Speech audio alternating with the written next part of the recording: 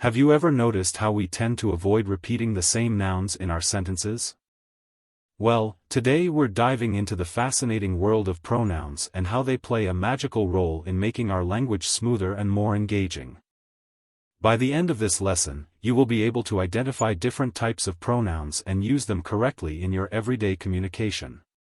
Are you ready? Let's jump right into the world of pronouns. Alright, let's start with the basics. What exactly is a pronoun? Well, a pronoun is a part of speech that takes the place of a noun in a sentence. It serves to avoid repeating the noun over and over again, making sentences more concise and fluid. Pronouns are used to refer to people, places, things, or ideas, and they can indicate person, gender, number, and case. For example, instead of saying, John went to John's house, and then John went to John's friend's house, we can use pronouns to make it plausible and fluid. John went to his house, and then he went to his friend's house. In this case, the pronouns his and he replace the noun John.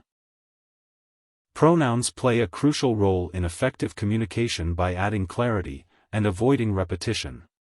In English we find several types of pronouns, each category with its own features and usage cases. Let's explore the different types. First up, we have personal pronouns. These pronouns allow us to replace someone's name with a word that describes them. This not only makes our sentences more dynamic but also helps to avoid repetition. For example, let's take a look at this sentence. John likes to play soccer. John is good at it. By using personal pronouns, we can transform it into a smooth and fluid sentence without repetition. We say, John likes to play soccer, and he is good at it. In this improved sentence, we replaced the second occurrence of John's name with the personal pronoun he. This small change not only makes the sentence more concise, but also enhances its flow. Next in line, we have demonstrative pronouns. Demonstrative pronouns help us highlight specific things, or refer to objects in our sentences. Let's take a look at this example. This cat is fluffy. That cat is fast. By using the pronouns this and that, we specified exactly what the sentence is about. This adds more clarity and precision to the sentence. Demonstrative pronouns come in handy when we want to point out something nearby, or something farther away. Moving on to possessive pronouns. Possessive pronouns help us indicate ownership and make our sentences more dynamic. Let's consider this example. Here is my wallet, where is yours? By replacing the second occurrence of wallet with the possessive pronoun yours, we convey a sense of ownership or possession in the sentence. Possessive pronouns show that someone or something owns or possesses an object. They include pronouns like mine, yours, his, hers, its, ours, and theirs. Now, let's talk about object pronouns. They are used to replace a noun whose grammatical function is the object.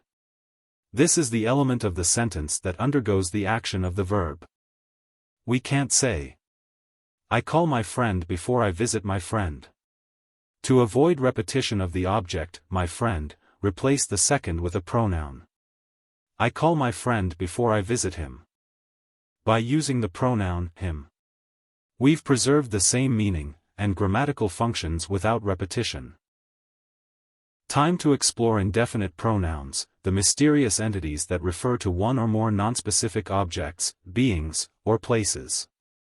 They're called indefinite because they're vague and don't indicate exactly which object, being, or place they refer to. They represent nonspecific or unknown entities. Let's uncover the versatility of indefinite pronouns with a few examples. Everyone is welcome. Someone called you. Did you find anything interesting? In these sentences, the indefinite pronouns everyone, someone, and anything allow us to refer to a nonspecific or unknown person, thing, or event. Get ready for some questions with interrogative pronouns. An interrogative pronoun is a word that is used to make people ask easy questions. There are only 5 interrogative pronouns. Each of them is used to ask a very precise or indirect question. Some refer only to people. Others can be used to refer to objects or people.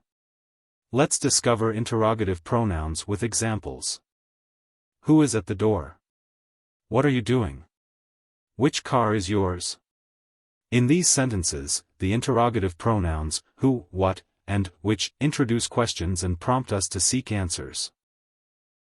Let's dive into the storytelling mood of relative pronouns. These are used to refer to previously mentioned nouns, whether they are people, places, things, or ideas. These pronouns are mainly used to join 2 sentences or 2 parts of a single sentence. Let's explore the power of relative pronouns with a few examples. The girl who won the race is my sister. The car that I bought is blue. The book whose cover is torn needs fixing.